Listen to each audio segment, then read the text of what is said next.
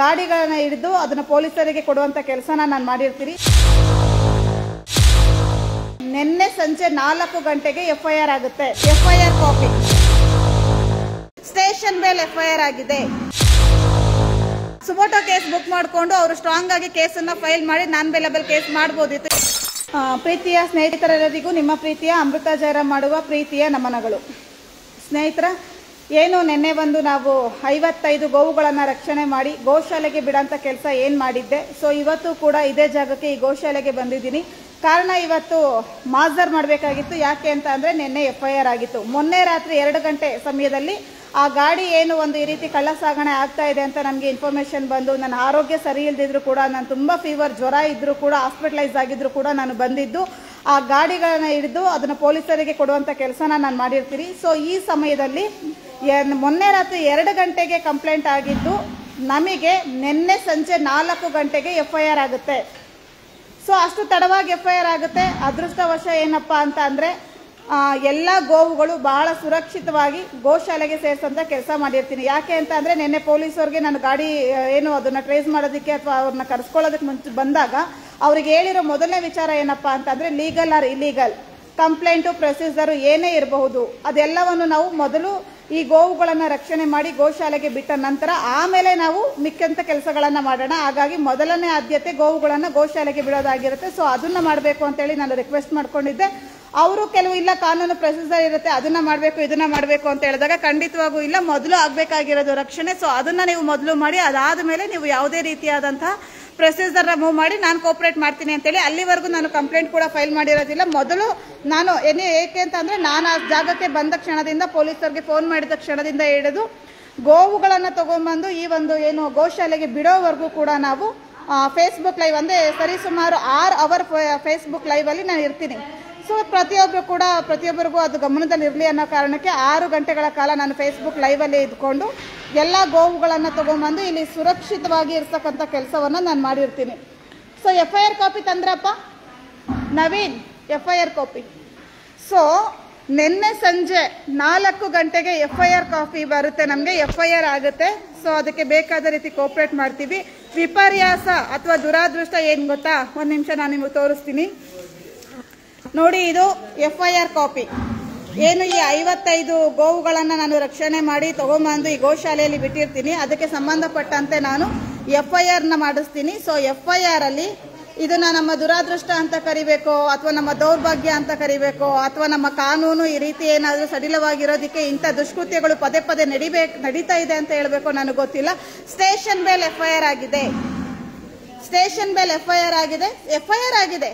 ಇಲ್ಲಿ ಸಮಾಧಾನ ಪಡ್ಕೊಬೇಕಾಗಿರೋ ಒಂದೇ ಒಂದು ವಿಚಾರ ಏನಪ್ಪ ಅಂತ ಅಂದರೆ ಗೋವುಗಳು ಸುರಕ್ಷಿತವಾಗಿದೆ, ಜೀವಂತವಾಗಿದೆ, ಸುರಕ್ಷಿತವಾಗಿದೆ ಅನ್ನೋ ಒಂದೇ ಒಂದು ವಿಚಾರನ ನಾವು ಸಂತೋಷ ಪಟ್ಕೊಬೇಕು ಅನ್ನೋದು ಬಿಟ್ಟರೆ ಸ್ಟೇಷನ್ ಬೇಲ್ FIR ಆಗಿದೆ. 4 ಜನ ಏನು ಆ ಗಾಡಿಯಲ್ಲಿ ಇದ್ರು, ಡ್ರೈವರ್ನು ಸೇರಿ 4 ಜನ ಏನು ಆ ಗಾಡಿಯಲ್ಲಿ ಒಂದು ಮುಸ್ಲಿಮ್ಸ್ ಅವ್ರೇನಿದ್ರು ಅವರು, ಸೊ ಅವರು ಸ್ಟೇಷನ್ ಬೇಲ್ ಮೇಲೆ ನಿನ್ನೆನೆ ರಿಲೀಸ್ ಆಗಿದ್ದಾರೆ.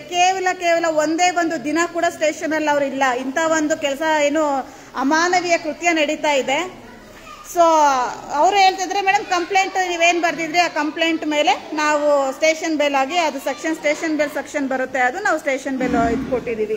ಸ್ನೇಹಿತರೆ, ನಾನು ನಿನ್ನೆ ಅಲ್ಲಿಗೆ ಹೋಗೋದಕ್ಕಿಂತ ಮುಂಚೆ ಅಲ್ಲಿ ಸಾರ್ವಜನಿಕರು ತುಂಬಿರ್ತಾರೆ. ಸಾರ್ವಜನಿಕರು ತುಂಬಿದ ಸಂದರ್ಭದಲ್ಲಿ 112 ಕೂಡ ಅವ್ರು ಕರೆ ಮಾಡಿರ್ತಾರೆ.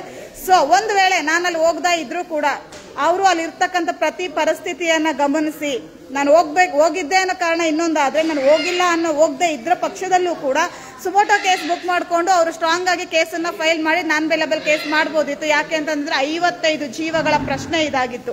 ಆದ್ರೆ ಸ್ವತಃ ನಾನೇ ಹೋಗಿ ಖುದ್ದು ಇಡೀ ರಾತ್ರಿ ಜ್ವರದಲ್ಲಿ ನಾನು ಹಾಸ್ಪಿಟಲೈಸ್ ಆಗಿದ್ರು ಕೂಡ ನಾನು ಅಲ್ಲಿಂದ ಬಂದು ಇಡೀ ರಾತ್ರಿ ನಾನೇ ನಿಂತ್ಕೊಂಡು ಅದನ್ನ ತಗೊಂಡ್ಬಂದು ಇಲ್ಲಿ ಗೋಶಾಲೆಗೆ ಬಿಡಿಸೋಂಥ ಕೆಲಸ ಕೂಡ ಮಾಡಿ ಪ್ರತಿಯೊಂದು ಮಾಡಿರ್ತೀನಿ. ಇಷ್ಟೆಲ್ಲ ಮಾಡಿ ಪ್ರಯತ್ನ ಪಟ್ಟು ಸಂಜೆ 4 ಗಂಟೆಗೆ FIR ಆಗುತ್ತೆ. ಆಗಿರ್ತಕ್ಕಂಥ FIR ಸ್ಟೇಷನ್ ಬೇಲ್ FIR ಆಗಿರುತ್ತೆ. ಇದು ನಮ್ಮ ಏನು ದೌರ್ಭಾಗ್ಯ ಅಂತ ಕರಿಬೇಕು. ಯಾಕೆ ಅಂತಂದ್ರೆ ಎಲ್ಲಿವರೆಗೂ ನಮ್ಮ ಕಾನೂನು ಬಿಗಿ ಆಗೋದಿಲ್ವೋ, ಎಲ್ಲಿವರೆಗೂ ನಮ್ಮ ಕಾನೂನು ಭದ್ರವಾಗಿ ಕೆಲಸ ಮಾಡೋದಿಲ್ವೋ, ಎಲ್ಲಿವರೆಗೂ ಸ್ಟ್ರಿಕ್ಟ್ ಆಗೋದಿಲ್ವೋ ಅಲ್ಲಿವರೆಗೂ ಕೂಡ ಇಂಥ ಒಂದು ಘಟನೆ ನಿಲ್ಲಲ್ಲ ಅನ್ನೋದಕ್ಕೆ ಇದೊಂದು ಕಾರಣ. ಸೊ ನಿನ್ನೆ ಆ 4 ಜನ ಏನಿದ್ರಲ್ಲ, 3 ಜನ ಗೆಸ್ ಅವರು, 4 ಜನನೂ ಡ್ರೈವರೇ ಇರಬಹುದೇನೋ, ಬಟ್ ಆ ಗಾಡಿಯಲ್ಲಿ ಇದ್ದಂಥವ್ರು ಡ್ರೈವರು ಸೇರಿ ಇನ್ನು 3 ಜನ ಎಕ್ಸ್ಟ್ರಾ ಇದ್ರು. ಸೊ 4 ಜನ ಕೇವಲ 24 ಗಂಟೆ ಕೂಡ ಸ್ಟೇಷನ್ ಅಲ್ಲಿ ಇಲ್ಲ. ಅವರು ಜೈಲಿನ ಮಾತು ಎಲ್ಲಾದ್ರೂ ಹೋಗ್ಲಿ, ಸ್ಟೇಷನ್ ಅಲ್ಲಿ ಕೂಡ 24 ಗಂಟೆ ಇಲ್ಲ. ಕೆಂಗೇರಿ ಪೊಲೀಸ್ ಸ್ಟೇಷನ್ ಅಂದ್ರೆ 24 ಗಂಟೆ ಒಳಗಡೆ ಒಂದು 12 ಅವರ್ ಅಥವಾ 10 ಅವರ್ ಒಳಗಡೆ ಅವರು ಆರಾಮಾಗಿ ಸ್ಟೇಷನ್ ಬೇಲ್ ತಗೊಂಡು ಸ್ಟೇಷನ್ ಇಂದ ಆಚೆ ಬಂದಿದ್ದಾರೆ. ಸೊ ಈಗ ಪೊಲೀಸರು ಇವತ್ತು ಮಾಸ್ದರ್ ಇತ್ತು ಅಂತ ಕರೆದಿದ್ರು. ಸೊ ನಾನು ಈ ಗೋಶಾಲೆಗೆ ಮತ್ತೆ ಎಲ್ಲಿ ಗಾಡಿನ ನಾವು ಪೊಲೀಸರಿಗೆ ಇಟ್ಕೊಟ್ವಿ, ಆ ಜಾಗಕ್ಕೆ ನಾವು ಮಾಸ್ದರ್ಗೆ ಬಂದಿರ್ತೀವಿ. ಸೊ ಈಗ ನಾವು ವಿಚಾರಿಸಿದಂತ ಸಂದರ್ಭದಲ್ಲಿ ಸರ್ ಏನು ಈ ಗಾಡಿ ಏನು ಸೀಸ್ ಆಗಿದೆಯಲ್ಲ, ಈ ಗಾಡಿಯನ್ನ ಯಾವ ರೀತಿ ರಿಲೀಸ್ ಮಾಡ್ಕೊಳಕ್ ಅವ್ರಿಗೆ ಅವಕಾಶ ಇರುತ್ತೆ ಅಂತ ಕೇಳಿದ್ರೆ ಅವ್ರು ಹೇಳ್ತಿದ್ದಾರೆ, ಮೇಡಮ್ ಅದು ಡಾಕ್ಯುಮೆಂಟ್ಸ್ ತಗೊಂಡ್ಬಂದ್ಕೊಟ್ರೆ ನಾವು ರಿಲೀಸ್ ಮಾಡ್ಕೊಡ್ತೀವಿ, ಕೋರ್ಟ್ಗೆ ಹೋಗಿ ರಿಲೀಸ್ ಮಾಡಿಸ್ಕೊಂಡ್ರೆ ಆಗುತ್ತೆ. ಸರ್ ಇನ್ನು ಹಸುಗಳು ಯಾವ ರೀತಿ ರಕ್ಷಣೆ ಆಗುತ್ತೆ, ಅದಕ್ಕೂ ಏನಾದ್ರು ಲೀಗಲ್ ಡಾಕ್ಯುಮೆಂಟ್ ಏನಾದ್ರು ಕೊಟ್ರೆ ನಾವು ಅದನ್ನು ಕೂಡ ರಿಲೀಸ್ ಮಾಡ್ಕೊಡ್ತೀವಿ. ಸ್ನೇಹಿತರೆ, ಬಹಳ ಸ್ಪಷ್ಟವಾಗಿ ಪ್ರತಿಯೊಬ್ಬರಿಗೂ ಗೊತ್ತಿರೋ ವಿಚಾರ ಏನಪ್ಪಾ ಅಂತ ಅಂದ್ರೆ ಇದನ್ನ ಏನಕ್ಕೆ ತಗೊಂಡು ಹೋಗ್ತಾ ಇದ್ದಾರೆ, ಇದನ್ನ ಏನ್ ಮಾಡ್ತಾರೆ, ಪ್ರತಿಯೊಬ್ಬರಿಗೂ ಸಾಮಾನ್ಯವಾಗಿ ಎಲ್ರಿಗೂ ಗೊತ್ತಿರೋ ವಿಚಾರನೆ. ಒಂದ್ ವೇಳೆ ನಾನ್ ನಿನ್ನೆ ಹೋಗ್ಲಿಲ್ಲ ಅಂತಿದ್ರೆ ಕಡೆ ಪಕ್ಷ ಅವುಗಳ ರಕ್ಷಣೆನೂ ಆಗ್ತಾ ಇರ್ಲಿಲ್ವಾ? ಯಾಕೆ ಅಂತ ನಾನು ಹೋಗಕ್ಕಿಂತ ಮುಂಚೆ ನನಗೆ ಸ್ಥಳೀಯರು ಅಲ್ಲಿಂದ ಕರೆ ಮಾಡಿದಂತ ಸಂದರ್ಭದಲ್ಲಿ ನಾನು ಮೇಡಮ್ ಈ ತರ ಇದೇ ಒಂದು ವಿಚಾರ ಇಲ್ಲಿ ನಡೀತಿದೆ ಅಂತ ಹೇಳಿದಾಗ ತಕ್ಷಣ ನಾನು ಅವ್ರಿಗೆ ವಿಚಾರ ತಿಳಿಸ್ತೀನಿ, ನೀವು ತಕ್ಷಣ 112ಗೆ ಫೋನ್ ಮಾಡ್ಕೊಳ್ಳಿ, ಅಷ್ಟರಲ್ಲಿ ನಾನು ಕೂಡ ಅಲ್ಲಿಗೆ ಬರ್ತೀನಿ ಅಂತ ನಾನು ವಿಚಾರ ತಿಳಿಸ್ತೀನಿ. ನಾನು ಹೋಗೋಷ್ಟರಲ್ಲಿ ಪೊಲೀಸರು ಕೂಡ ಅಲ್ಲಿಗೆ ಬಂದಿರ್ತಾರೆ. ಸೊ ಒಂದ್ ವೇಳೆ ನಾನು ಯಾಕೆಂದ್ರೆ ಮೊದಲೇ ನನಗೆ ಹುಷಾರಿರಲಿಲ್ಲ, ಅಕಸ್ಮಾತ್ ಆಗಿ ನಾನು ಹೋಗಕ್ ಆಗ್ಲಿಲ್ಲ ಅನ್ನೋ ಪಕ್ಷದಲ್ಲಿ ಒಂದ್ ವೇಳೆ ಅವರೇ ಹೋಗಿದ್ರೆ ಹಂಗಾರೆ ಕೇಸ್ ಆಗ್ತಾನೆ ಇರ್ಲಿಲ್ವಾ ಅನ್ನೋ ಪ್ರಶ್ನೆ ಕೂಡ ಎದುರಾಗ್ತಾ ಇದೆ. ಕೇಸ್ ಆಗ್ತಾನೆ ಇರ್ಲಿಲ್ವಾ, ಆರಾಮಾಗಿ ಅವರು ಹೊರಟೆ ಹೋಗ್ಬಿಡ್ತಾ ಇದ್ರ? ಹಾಗಾದ್ರೆ ಈ ಪ್ರಶ್ನೆ ಕೂಡ ನಮ್ಗೆ ನಿಜವಾಗೂ ಕಾಡುತ್ತೆ, ತುಂಬಾ ಬೇಜಾರು ಅನ್ಸುತ್ತೆ. ಯಾಕೆ ಅಂತ ಅಂದ್ರೆ ಪ್ರತಿಯೊಬ್ಬ ಅಧಿಕಾರಿಗಳು ಕರ್ತವ್ಯ ಏನಪ್ಪಾ ಅಂತ ಅಂದ್ರೆ ಇಲ್ಲಿಗಲ್ ಆಕ್ಟಿವಿಟೀಸ್ ನ ತಡೆಯುವಂಥದ್ದು, ಸಾರ್ವಜನಿಕರಿಗಿರ್ಬೋದು ಅಥವಾ ಈ ಗೋಗಳಿಗಿರ್ಬೋದು ರಕ್ಷಣೆ ಕೊಡುವಂಥದ್ದು ಪ್ರತಿಯೊಬ್ಬರ ಸಾರ್ವಜನಿಕರಿಂದ ಹಿಡಿದು ಅಧಿಕಾರಿಗಳ ಒಂದು ಜವಾಬ್ದಾರಿ ಕೂಡ ಆಗಿರುತ್ತೆ. ಅದ್ರ ಮೇಲೂ ನಾವು ಬಂದು ಕಂಪ್ಲೇಂಟ್ ನ ದಾಖಲು ಮಾಡಿ ಇಷ್ಟೆಲ್ಲ ಆಗ್ತಿದೆ ಅಂತ ಹೇಳಿದ್ಮೇಲೂ ಕೂಡ ಇಲ್ಲಿ ಏನಂತಂದ್ರೆ ಏನು ಸ್ಟೇಷನ್ ಬೆಲ್ ಸೆಕ್ಷನ್ ಆ್ಯಡ್ ಆಗುತ್ತೆ. ಈ ಭಯ ಎಲ್ಲಿಂದ ಬರುತ್ತೆ ಇವರಿಗೆಲ್ಲ? ಇಂಥ ಕೆಟ್ಟ ಕೆಲಸ ಮಾಡೋರ್ಗೆ, ಇಂಥ ಲೋಫರ್ಸ್ಗಳಿಗೆ, ಈ ತರ ಏನು ಗೋ ಹತ್ಯೆ ಮಾಡೋಂಥವ್ರಿಗೆ ಭಯ ಆದ್ರೂ ಎಲ್ಲಿಂದ ಬರುತ್ತೆ? ಖಂಡಿತ ಈ ಒಂದು ವಿಡಿಯೋನ, ಈ ಒಂದು ಲೈವ್ ನ ಶೇರ್ ಮಾಡುವಂತ ಕೆಲಸ ಮಾಡಿ ಸಂಬಂಧಪಟ್ಟ ಅಧಿಕಾರಿಗಳಿಂದ ಹಿಡಿದು ಸರ್ಕಾರಕ್ಕೆ ತಲುಪಬೇಕು ಇದು. ಯಾಕೆ ಅಂತಂದ್ರೆ ಇದನ್ನ ಬಹಳ ಸ್ಟ್ರಿಕ್ಟ್ ಆಗಿ ತಗೊಂಡು ಬಹಳ ಸ್ಟ್ರಿಕ್ಟ್ ಆಗಿ ಒಂದು ಪ್ರೊಸೀಜರ್ ನ ಮೂವ್ ಮಾಡಿದ್ರೆ ಮಾತ್ರ ಇಂಥ ಪ್ರಕರಣಗಳು ನಿಲ್ಲೋದಕ್ಕೆ ಸಾಧ್ಯ. ಇಲ್ಲ ಅಂತ ಅಂದ್ರೆ ಸ್ಟೇಷನ್ ಬೇಲ್ ಉಪಯೋಗನೇ ಇಲ್ಲ. ಸುಮ್ನೆ ನನಗೆ ಅನ್ನಿಸ್ತಾ ಇದೆ ಇಡೀ ರಾತ್ರಿ ಅಂದ್ರೆ ಒಂದು ಖುಷಿ ಇದೆ, ಇಡೀ ರಾತ್ರಿ ಹುಷಾರಿಲ್ದಿದ್ರು ಬಂದು ನಿದ್ದೆ ಕೆಟ್ಟು ನಾನು ಇಷ್ಟೆಲ್ಲ ಮಾಡಿದ್ದಕ್ಕೆ ಈ ಜೀವಗಳು ಉಳ್ಕೊಂತಲ್ಲ ಅನ್ನೋದೊಂದು ಸಮಾಧಾನ, ಸಂತೋಷ, ಸಂತೃಪ್ತಿ ಇದೆ. ಅದು ನಾನು ನಂಬಿರ್ತಕ್ಕಂಥ ಮಹಾದೇವನ ಇಚ್ಛೆ ಅನ್ನೋ ಒಂದು ಸಂತೋಷ ಕೂಡ ಇದೆ. ಆದ್ರೆ ಇಂಥ ಕೃತ್ಯ ಮಾಡ್ತಾ ಇರೋ ಪಾಪಿಗಳಿಗೆ ಯಾವುದೇ ರೀತಿ ಶಿಕ್ಷೆ ಆಗ್ತಾ ಇಲ್ವಲ್ಲ, ಯಾವುದೇ ರೀತಿ ಅವರು ಏನು ಸಮಸ್ಯೆನೇ ಅಲ್ಲ, ಇದೊಂದು ತಪ್ಪೇ ಅಲ್ಲ ಅನ್ನೋ ತರ ಸ್ಟೇಷನ್ ಬೇಲ್ ತಗೊಂಡು ಆರಾಮಾಗಿ ಆಚೆ ಬರ್ತಾರೆ ಅಂತ ಅಂದ್ರೆ ಏನ್ ಹೇಳ್ಬೇಕು ಅಂತ ಗೊತ್ತಾಗ್ತಿಲ್ಲ. ಸದ್ಯಕ್ಕೆ ಈ ಜೀವಗಳು ಏನು, ಈ ಮುಗ್ಧ ಜೀವಗಳು ಏನಿದೆ, ಈ ಜೀವಗಳು ಆರೋಗ್ಯವಾಗಿ ಇದೆ ಅಂತ ಹೇಳಿ ಡಾಕ್ಟರ್ ರಿಪೋರ್ಟ್ ಮಾಡಿದ್ದಾರೆ. ಸದ್ಯಕ್ಕಂತೂ ಈ ಸದ್ಯದ ಪರಿಸ್ಥಿತಿಲಂತೂ ಸುರಕ್ಷಿತವಾಗಿ ಗೋಶಾಲೆಯಲ್ಲಿ ಇದೆ. ಆ ನಂತರ ಈ ಗೋಶಾಲೆಯಿಂದ ಕೂಡ ಇದನ್ನ ಬೇರೆ ಕಡೆಗೆ ವರ್ಗಾಯಿಸ್ತೀವಿ ಅಂತ ಕೂಡ ವಿಚಾರ ತಿಳಿಸಿದ್ದಾರೆ. ಪ್ರತಿಯೊಂದು ಮಾಹಿತಿಯನ್ನು ಕೂಡ ಮಾಹಿತಿ ಹಕ್ಕು ಕಾಯ್ದೆಯಲ್ಲಿ ಕಲೆ ಹಾಕುವಂತ ಕೆಲಸನ ನಾನು ಖಂಡಿತ ಮಾಡ್ತೀನಿ.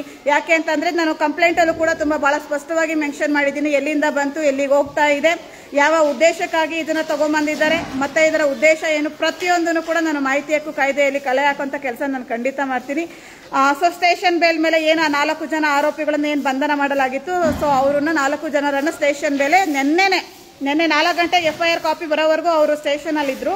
ಸೊ FIR ಕಾಪಿ ಬಂದು 4 ಗಂಟೆಗೆ ನಾನು ಮನೆಗೆ ಯಾವಾಗ ಹೊರಟೆ 5 ಗಂಟೆಗೆ ಮೇ ಬಿ ಅವರು ರಿಲೀಸ್ ಆಗಿ ಅವರು ಕೂಡ ಎಲ್ಲರೂ ಮನೆಗೆ ಹೋಗಿದ್ದಾರೆ. ಹೆಂಗೆ ಈಗ ಕಳ್ಳನೂ ಮನೆಗೆ ಹೋಗಿದ್ದಾನೆ, ಪೊಲೀಸು ಮನೆಗೆ ಹೋಗಿದ್ದಾರೆ ಅನ್ನೋ ತರ ಇದೆ ವಿಚಿತ್ರ ಇದು. ಸೊ ಹೀಗಾಗಿ ನಿನ್ನೆ 4 ಗಂಟೆಗೆ FIR ಆಗಿರೋಂಥದ್ದು, ಗಾಡಿಯನ್ನು ಸೀಸ್ ಮಾಡಿದ್ದಾರೆ. ಇವತ್ತು ಮಾಸ್ದರ್ ಕೂಡ ಆಗಿದೆ. ಎಲ್ಲ ಗೋವುಗಳು ಕೂಡ ಸುರಕ್ಷಿತವಾಗಿ ಗೋಶಾಲೆಯಲ್ಲಿ ಇದೆ. ಸೊ ಇದೊಂದೇ ಸಾರ್ಥಕತೆ ಅಂತ ಅನ್ಕೊಬೇಕು ನಾವು.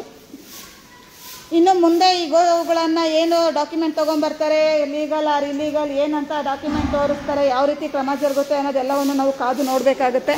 ನಾನು ನಿಮಗೆ ಸ್ಪಷ್ಟವಾಗಿ ತೋರಿಸ್ತೀನಿ ನೋಡಿ. ನಿನ್ನೆ ನಾವು ಸೇವ್ ಮಾಡಿದಂಥ 55 ಗೋವುಗಳು, ಈ 55 ಗೋವುಗಳು ನಿನ್ನೆ ನಾನು ಸೇವ್ ಮಾಡಿರ್ತೀನಿ. ಇಡೀ ರಾತ್ರಿ ನಿದ್ದೆಗೆಟ್ಟು ಸ್ಟೇಷನ್ ಬೇಲ್ ಆಯಿತು, ಸೆಕ್ಷನ್ಗಳು ಆ ರೀತಿ ಆಗ್ತಾರೆ ನಮ್ಮ ಪೊಲೀಸರು ಅಂತ ಅಂದ್ರೆ ನಿಜಕ್ಕೂ ನನಗೇನು ಹೇಳಬೇಕು ಅಂತ ಅರ್ಥ ಆಗ್ತಿಲ್ಲ.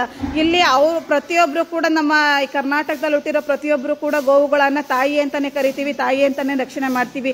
ಯಾರೋ ಅಮೃತ ಜಯರಾಮ್ ಬಂದು ರಕ್ಷಣೆ ಮಾಡಬೇಕು ಅಥವಾ ಇನ್ಯಾರೋ ಬಂದು ರಕ್ಷಣೆ ಮಾಡಬೇಕು ಅಂತೆಲ್ಲ ಯಾವೊಬ್ಬ ಅಧಿಕಾರಿ ಗಮನಕ್ಕೆ ಬಂದ್ರು ಅವ್ರಿಗೆ ಗೊತ್ತಿರುತ್ತೆ ಉದ್ದೇಶ. ಯಾಕಂದ್ರೆ ಪೊಲೀಸರು ಅಂತ ಅಂದಾಗ ಅವ್ರಿಗೆ ಅವ್ರದೇ ಆದಂತ ಎಕ್ಸ್ಪೀರಿಯನ್ಸ್ಗಳು ಇರುತ್ತೆ. ಸೊ ಯಾವ ಉದ್ದೇಶಕ್ಕಾಗಿ ಅವರು ಇಷ್ಟೊಂದು ಹಸುಗಳನ್ನ ಈ ರೀತಿ ಹಿಂಸಾತ್ಮಕವಾಗಿ ತಗೊಂಡು ಹೋಗ್ತಾ ಇರ್ತಾರೆ ಅನ್ನೋದು ಕೂಡ ಅವ್ರಿಗೆ ಗೊತ್ತಿರುತ್ತೆ. ಸೊ ಗೊತ್ತಿರೋ ಸಮಯದಲ್ಲಿ ಏನು ಅವರು ಯಾವ ರೀತಿ ಸೆಕ್ಷನ್ಗಳು ಹಾಕಬೇಕು, ಅವುಗಳ ಯಾವ ರೀತಿ ರಕ್ಷಣೆ ಆಗಬೇಕು, ಮತ್ತೆ ಅವುಗಳಿಗೆ ಯಾವುದೇ ರೀತಿ ತೊಂದರೆ ಆಗದಂತೆ ಇಂಥ ಒಂದು ನೀಚರೇನು ಇಂಥ ಪಾಪಿ ಕೃತ್ಯ ಮಾಡೋಂಥವ್ರು ಇರ್ತಾರೆ ಅವ್ರಿಗೆ ಎಂಥ ಶಿಕ್ಷೆ ಕೊಡಿಸ್ಬೇಕು ಅನ್ನೋದು ಕೂಡ, ಯಾವ ಸೆಕ್ಷನ್ಗಳನ್ನ ಆ್ಯಡ್ ಮಾಡಬೇಕು ಅನ್ನೋದು ಕೂಡ ಅವ್ರಿಗೆ ಗೊತ್ತಿರುತ್ತೆ.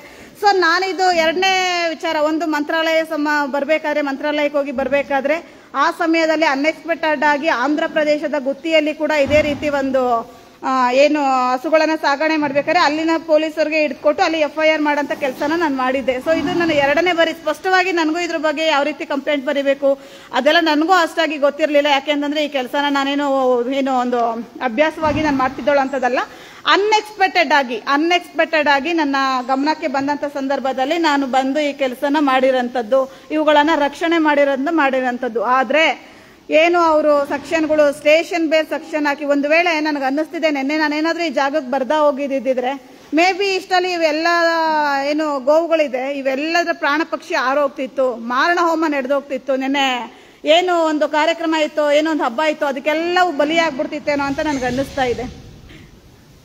ಸೊ ನೋಡಿ, ಇಷ್ಟು ಜೀವಗಳನ್ನ ಉಳಿಸಿದೀವಿ. ಸದ್ಯದ ಪರಿಸ್ಥಿತಿಲಿ ಇವು ಸುರಕ್ಷಿತವಾಗಿದೆ ಅಂತ ನನಗೆ ಅನ್ನಿಸ್ತಾ ಇದೆ. ಯಾಕೆ ಅಂತಂದ್ರೆ ಇದು ಸಂಪೂರ್ಣವಾಗಿ ಸುರಕ್ಷಿತವಾಗಿದೆಯಾ ಇಲ್ವೋ ಅನ್ನೋ ಅನುಮಾನ ಈಗ ನನ್ನನ್ನು ಕಾಡಕ್ ಶುರು ಮಾಡಿದೆ. ಸದ್ಯಕ್ಕೆ ನನ್ನ ಗಮನಕ್ಕೆ ಬಂದಾಗ ಈಗ ನಾನು ಇದನ್ನ ರಕ್ಷಣೆ ಮಾಡಿದ್ದೀನಿ ಅನ್ನೋದು ಒಂದು ವಿಚಾರ ಬಿಟ್ರೆ, ಇದು ಮತ್ತೆ ಮುಂದೆ ಯಾವ ರೂಪ ಪಡ್ಕೊಳ್ಳುತ್ತೆ, ಮತ್ತೆ ಇದನ್ನ ಇನ್ಯಾವ ರೀತಿ ರಾಜಕೀಯ ತಂತ್ರಗಳನ್ನ ಇರಬಹುದು ಅಥವಾ ಸರ್ಕಾರಿ ಅಧಿಕಾರಿಗಳಿಗಿರ್ಬೋದು, ಲಂಚದ ಬೇಡಿಕೆ ಇರಬಹುದು, ಇನ್ಯಾವುದೇ ವಿಚಾರಗಳನ್ನ ಮುಂದಿಟ್ಕೊಂಡು ಇನ್ಯಾವುದೇ ವಿಚಾರೀಯ ಬಲ ಇರಬಹುದು, ಆರ್ಥಿಕ ಬಲ ಇರಬಹುದು, ಅಥವಾ ಅಧಿಕಾರಿಗಳಿಗೆ ಲಂಚ ಕೊಟ್ಟು ಇರಬಹುದು, ಅಥವಾ ಇನ್ಯಾವುದಾದ್ರೂ ಪ್ರಬಲತೆಯನ್ನ ಬಳಸ್ಕೊಂಡು ಇವುಗಳನ್ನ ಇಲ್ಲಿಂದ ರಿಲೀಸ್ ಮಾಡ್ಕೊಳ್ಳೋಂತ ಕೆಲಸ ಮಾಡಿ ಇವುಗಳನ್ನ ಮತ್ತೆ ಹತ್ಯೆ ಮಾಡುವಂತ ಕೆಲಸ ಮಾಡ್ತಾರ ಏನು, ಪ್ರತಿಯೊಂದು ಕೂಡ ನಾವು ಕಾದ್ ನೋಡ್ಬೇಕಾಗುತ್ತೆ. ನಿಜವಾಗೂ ತುಂಬಾ ಬೇಸರದ ವಿಚಾರ. ನಮ್ಮ ಕಾನೂನು ಗೋ ಹತ್ಯೆ ವಿಚಾರದಲ್ಲಿ ಇಷ್ಟೊಂದು ವೀಕ್ ಆಗಿದೆಯಾ?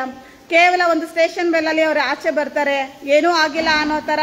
ನೆನ್ನೆ ನೀವು ನೋಡ್ಬೋದಿತ್ತು ಏನು ಗಾಡಿಯಲ್ಲಿ ಸಿಕ್ಕಾಕೊಂಡಿದ್ದಂತ ವ್ಯಕ್ತಿಗಳು ಎಷ್ಟು ಅಹಂಕಾರ, ಎಷ್ಟು ಭಯನೇ ಇಲ್ಲ ಅವರಿಗೆ. ನಾವಿಂತ ಒಂದು ಗೋ ಹತ್ಯೆ ಇದ್ರಲ್ಲಿ ಸಿಕ್ಕಾಕೊಂಡಿದೀವಿ. ಮೇ ಬಿ ಯಾಕೆ ಅವ್ರಿಗೆ ಭಯ ಬರೋದಿಲ್ಲ ಅಂತ ಅಂದ್ರೆ, ಸೊ ಈ ತರ ಪ್ರಕರಣಗಳು ಏನು ಒಂದು ಬಿಡು ಸ್ಟೇಷನ್ ಬೇಲ್ ಆಗುತ್ತೆ, ಸೊ ನಾವು ಆರಾಮಾಗಿ ಆಚೆ ಹೋಗ್ತೀವಿ, ನಮ್ಗೆ ಯಾರು ಏನು ಮಾಡ್ಕೊಳಕ್ಕಾಗಲ್ಲ. ಈ ಒಂದು ನಿಟ್ಟಿನಲ್ಲಿ ಆ ಮನಸ್ಥಿತಿನ ನಮ್ಮ ಕಾನೂನು ಅವರಿಗೆ ಕೊಟ್ಬಿಟ್ರೆ ಸೊ ಇಂಥ ಗೋ ಹತ್ಯೆಗಳು ನಿಲ್ಲದಾದ್ರೂ ಹೇಗೆ? ಮತ್ತೆ ನಾನು ಇವತ್ತು ಬೆಳಗ್ಗೆ ಸೋಷಿಯಲ್ ಮೀಡಿಯಾ ನೋಡ್ಬೇಕಾದ್ರೆ ನೋಡ್ತಿದ್ದೆ, ನಿನ್ನೆ ಒಬ್ರು ಗೋ ಹತ್ಯೆ ಏನು ಗೋ ಸಾಗಾಣಿಕೆ ಕಳ್ಳ ಸಾಗಾಣಿಕೆ ಮಾಡ್ತಿದ್ದ ಸಂದರ್ಭದಲ್ಲಿ ಗಾಡಿ ಹಿಡಿದು ಆ ಗಾಡಿನ ಪೊಲೀಸ್ ಸ್ಟೇಷನ್ 112 ಕರೆಸಿದ್ರೆ ನೀವ್ಯಾರು ಹಿಡಿಯೋದಿಕ್ಕೆ ಆ ಗಾಡಿನ, ನೀವ್ಯಾಕೆ ಹಿಡಿದ್ರಿ ಆ ಗಾಡಿನ ಅಂತೇಳಿ ಯಾರು 112 ಕಾಲ್ ಮಾಡಿದ್ರು ಅವ್ರನ್ನೇ ಅರೆಸ್ಟ್ ಮಾಡಿದ್ದಾರೆ. ಸೊ ಅದಾದ್ಮೇಲೆ ಮತ್ತೆ ಅವ್ರನ್ನ ರಿಲೀಸ್ ಮಾಡಿದ್ದಾರೆ. ಇಂಥ ಕೆಟ್ಟ ಪರಿಸ್ಥಿತಿಯಲ್ಲಿ ಇಂಥ ಒಂದು ರೂಲ್ಸ್, ಇಂಥ ರೆಗ್ಯುಲೇಷನ್, ಇಂಥ ವೀಕ್ ಇದರಲ್ಲಿ ಎಲ್ಲಿ ಗೋ ಹತ್ಯೆ ನಿಲ್ಲೋದಾದ್ರೂ ಎಲ್ಲಿ, ಗೋ ರಕ್ಷಣೆ ಆಗೋದಾದ್ರೂ ಎಲ್ಲಿ? ನಿಜವಾಗೂ ಬಹಳ ಬೇಸರದ ಸಂಗತಿ ಅಂದ್ರೆ ಬಹಳ ಬೇಸರದ ಸಂಗತಿ ಆಗ್ತಿದೆ. ನನಗೂ ಕೂಡ ಇದರ ಸೆಕ್ಷನ್ಗಳ ಬಗ್ಗೆ ಅಷ್ಟು ಗೊತ್ತಿರಲಿಲ್ಲ, ಈ ಗೋಗಳ ಬಗ್ಗೆ ಸೆಕ್ಷನ್ ಬಗ್ಗೆ ನಂಗೆ ಅಷ್ಟು ಗೊತ್ತಿರಲಿಲ್ಲ. ಹಾಗಾಗಿ ನಾನು ಇರ್ತಕ್ಕಂಥ ವಿಚಾರನ ಬರ್ದುಕೊಟ್ಟಿದ್ದೆ. ಸೊ ಅಧಿಕಾರಿಗಳಿಗೆ ಇದ್ರ ಬಗ್ಗೆ ಬಹಳ ಸ್ಪಷ್ಟವಾಗಿ ಗೊತ್ತಿತ್ತು ಯಾವ ಯಾವ ಸೆಕ್ಷನ್ಗಳನ್ನ ಆ್ಯಡ್ ಮಾಡಬೇಕು ಅನ್ನೋದು. ಬಟ್ ಅಧಿಕಾರಿಗಳು ಅವರ ಒಂದು ಏನಂತ ಹೇಳ್ಬೋದು, ಗೋ ರಕ್ಷಣೆ ನಿಟ್ಟಿನಲ್ಲಿ ಅವರ ನಡೆಗೆ ನಾವು ಸಲ್ಯೂಟ್ ಮಾಡಬೇಕು ಅಂತ ಕಾಣುತ್ತೆ ಈ ನಿಟ್ಟಲ್ಲಿ ನೋಡಿದ್ರೆ. ಸೊ ಇರ್ಲಿ. ಬಟ್ ಮತ್ತೆ ಏನು ಈ ಗೋವುಗಳನ್ನ ಏನಕ್ಕೆ ತಗೊಂಡು ಹೋಗ್ತಿದ್ರು ಏನು ಎಲ್ಲವನ್ನು ಮಾಹಿತಿ ಹಕ್ಕು ಕಾಯ್ದೆಯಲ್ಲಿ ನಾನು ಖಂಡಿತ ಅದನ್ನ ಪಡ್ಕೊಂಡು ಇದ್ರ ಬಗ್ಗೆ ನಾನು ತನಿಖೆ ನಡೆಸೋಂಥ ಕೆಲಸ ಮಾಡ್ತೀನಿ. ಇನ್ನು ಮುಂದೆ ಈ ವಿಚಾರವಾಗಿ, ಯಾಕೆಂದ್ರೆ ಇದು ಅನ್ಎಕ್ಸ್ಪೆಕ್ಟೆಡ್ ಆಗಿ ನಾನು ಇವುಗಳನ್ನ ರಕ್ಷಣೆ ಮಾಡಿದ್ದಿತ್ತು. ನನಗೆ ಇದ್ರ ಬಗ್ಗೆ ಸರಿಯಾಗಿ ಏನು ಮಾಹಿತಿನೇ ಇರಲಿಲ್ಲ.